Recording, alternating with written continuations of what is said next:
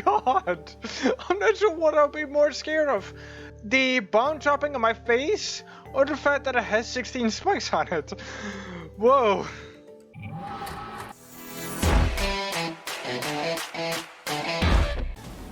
Hey guys! I'm Rod the Fox and welcome back to From the Depths. Oh, this... Okay, quick question. Is this, From the Depths, or is this a boss fight going on right now? Like, what the hell? Wait a minute. Before we get started here... They changed the, looks like they changed the models for stuff. Was it just me? It looked different.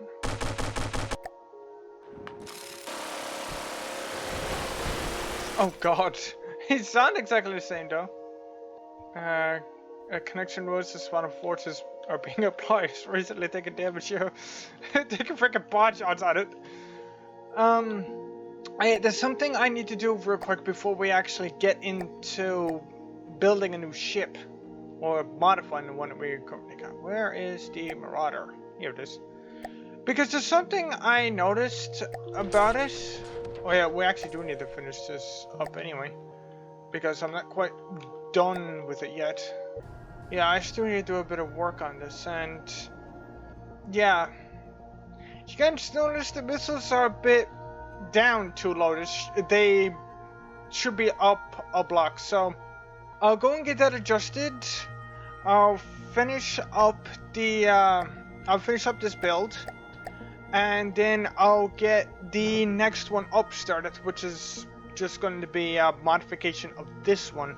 But instead of carrying 6 bombs, it's going to carry 7. And I'm not quite sure on how it's going to go. Because, well, trying to fit 6 bombs... I keep on saying bombs. 6 missiles, goddammit, on this thing was kind of an ordeal enough. But trying to find spots to fit 7, now that is going to be an interesting thing within of itself. The things I get myself into, I swear. Here we go. Got the 2 front missile bombs realigned because I took notice of that when I was going through, like, editing a previous episode of this. Because I was sitting there watching, I was like, something's not quite right here, and then I noticed, I'm like, oh, whoops. Wait, why? No, that's correct. Are you friggin'... Okay, I literally delete this so I could put beams in, and what do? I go and friggin' replace it. Are you serious?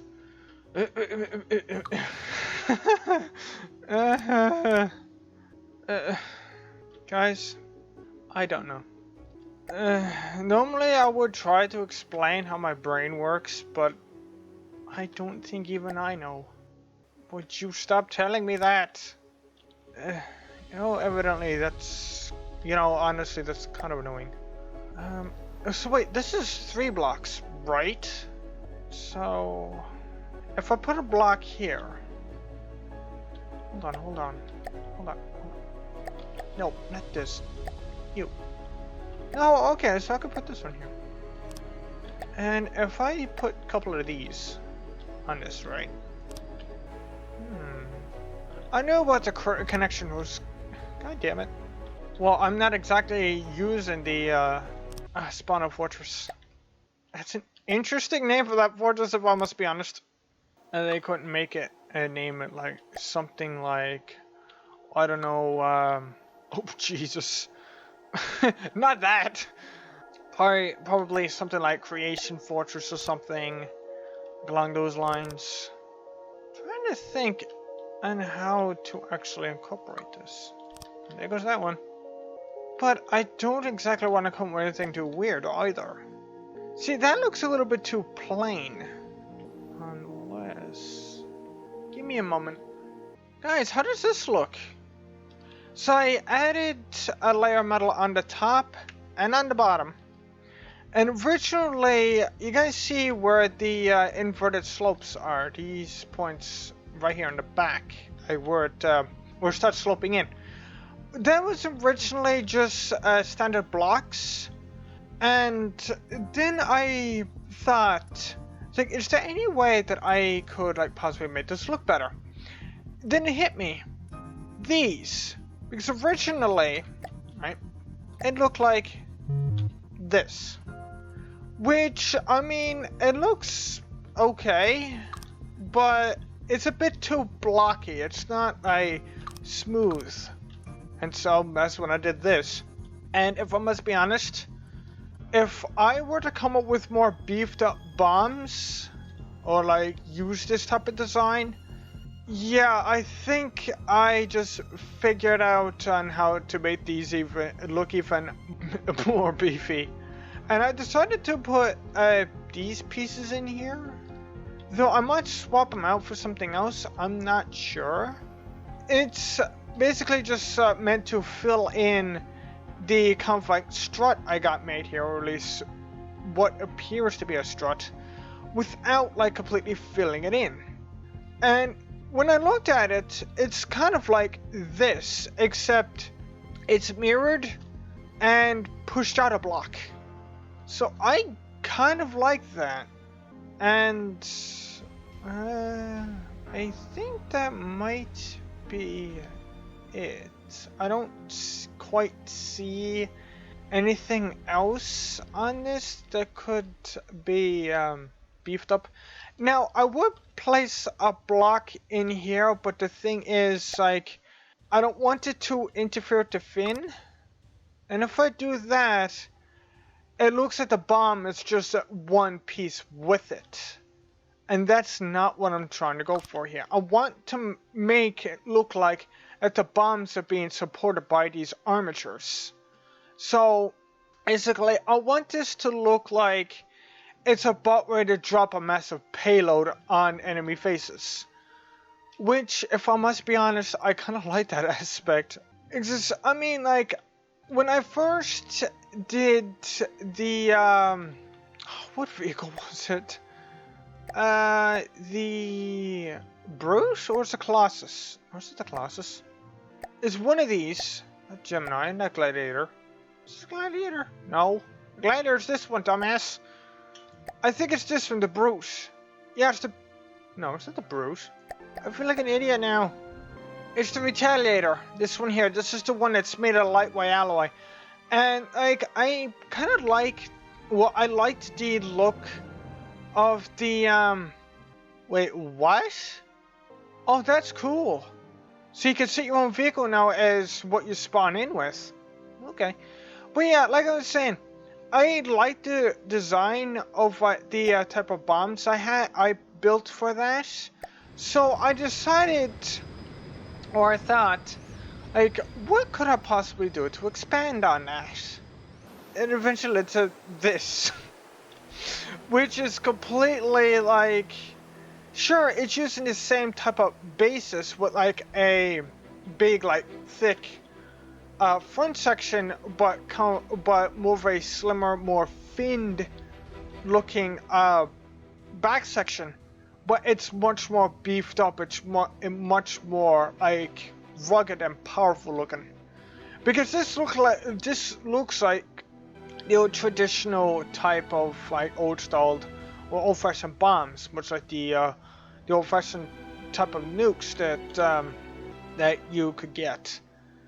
And that's what I like about it. It's like I like the rugged type of. Yeah, this thing looks like it could do some serious damage. And plus, that's not considering that this is 3 layers of armor, and yes, I'm including the interior wood. And yeah, this is absolutely nuts.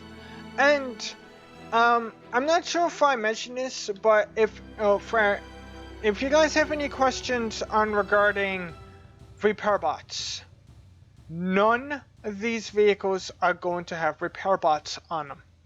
All repairs are going to be provided by the medic ship or the repair ship that I'm going to have put out. And there's something as ridiculous that I just took notice, and it's the resource amount.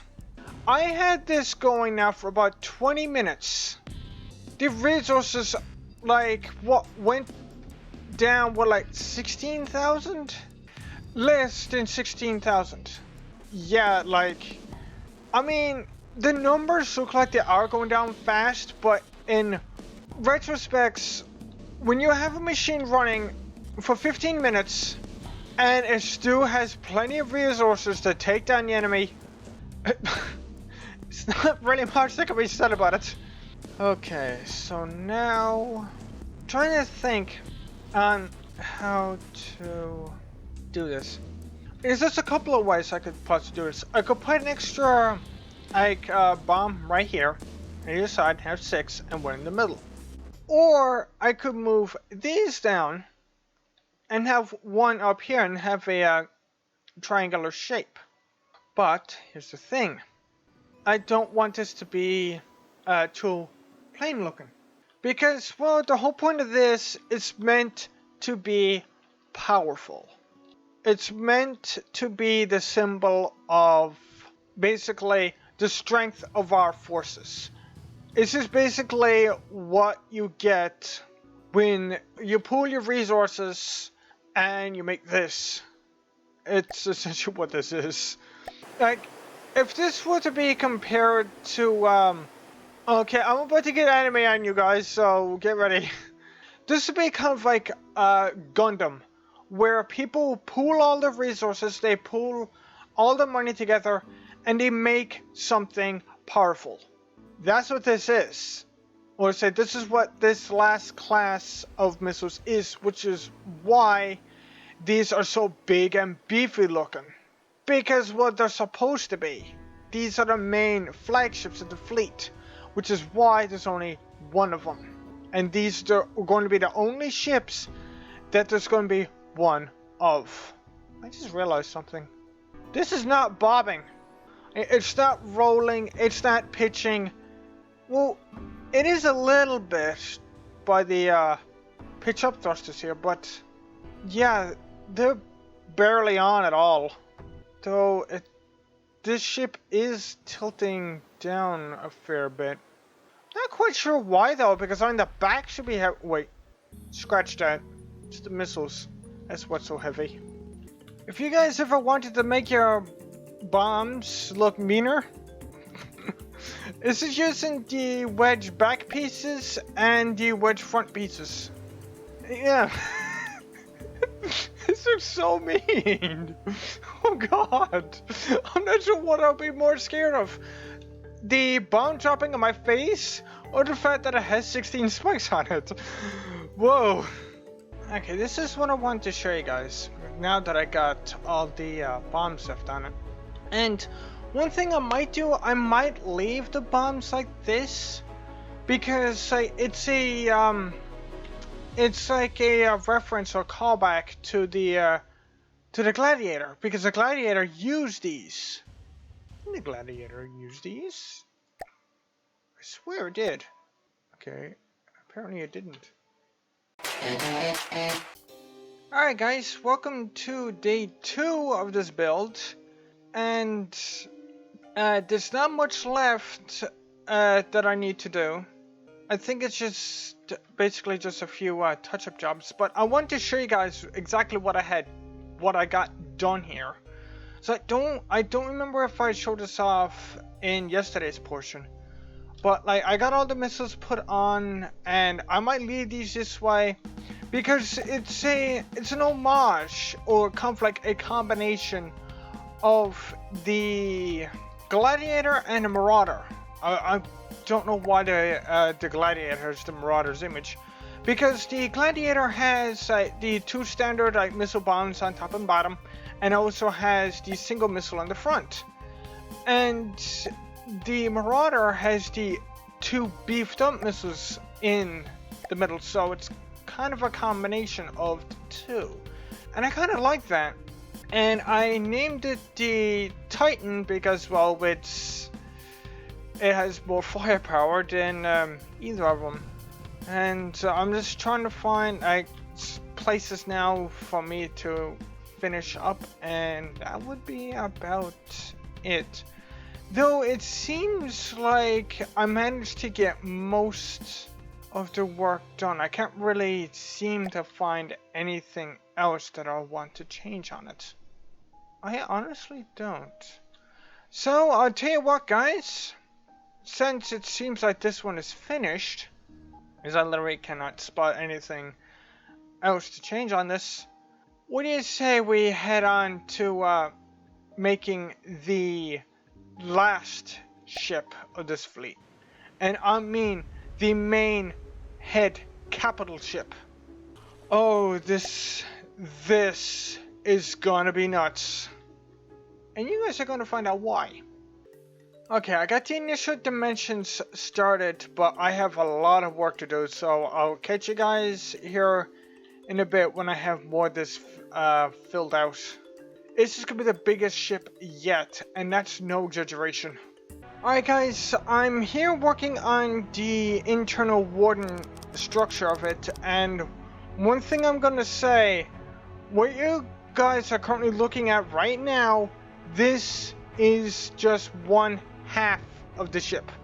This is the underside of it, and this is currently 22 4-meter beams wide and 24 4-meter beams long. You guys are probably wondering why I made it so big. Those pistons right back there, that's why I made it so friggin' big. And plus, this isn't just the last ship in the large missile section of the fleet. This is the last ship of the fleet. So I mean, if you're gonna go big or go home, you know? Even though this is probably gonna be a complete overkill. Guys, I tell you, this always happens to me. Sooner or later, I go just big. I say screw to I just say screw you to everything, and I go absolutely enormous. So I tell you what, guys, I'll finish up the wooden structure here, and I'll call the video there, because I know for a fact this is going to take the longest of the ships. Well, it is and it isn't. No, technically it still is, because this is the ship that's going to be using 3 hulls. Not 1, not 2, 3. So, I mean, yeah. When I said that this is like the main flagship or the main capital ship of the fleet, I wasn't kidding. And this big boy is going to be taking 10 huge missiles. I'd say 8 huge or 8 large missiles and 2 huge ones.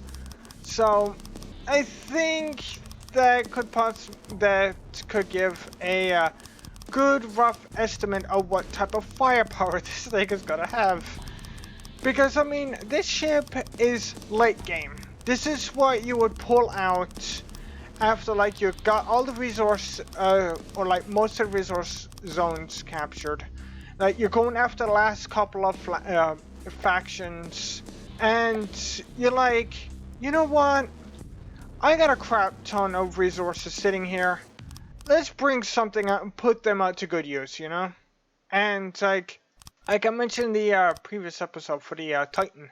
Yeah, if that one is like a Gundam reference, like the epitome of everybody pulling the resources together to make something big, this is something that possibly 2, if not 3 planets worth of funding would make.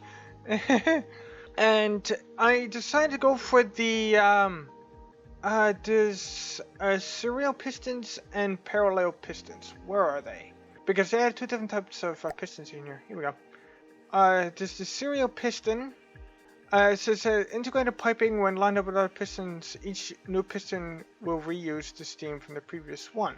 But that's not how I'm going to hook these up. And this one here, a piston for the large crankshaft that's integrated piping when lined up with other parallel pistons to act as a single stage. I'm going to use these in parallel form. I'm going to think of it. Wait, where's the output on this? Okay, right there. There we go. And like these ones are going to have 2 inputs and 2 outputs. And I think what I'm going to do here for the input side, like right here, I'm going to put the... where are they? Here we go. I'm going to put these in. That way, if one of these pistons do happen to get destroyed, these valves will shut off. Though I might actually move these to a safer spot, because like in case we happen to get hit in the back, we'll be able to... these will actually be safe. So I might move these like right to the output of the steam engines themselves. So, and like there'll be 8 separate lines. So if when these pistons happen to go, only that steam line will be closed off. And so like the system will keep running. And you guys are probably wondering why I decided to go with the large steam setup to begin with. Well, given that this is the larger ship, and given that this is going to have 4 layers of armor, yeah, it just makes logical sense. And you guys have seen so far, I used wood lightweight alloy, wood metal, and wood metal. So some of you guys would be thinking, well, Rob, what would dictate as 4 layers of armor? This.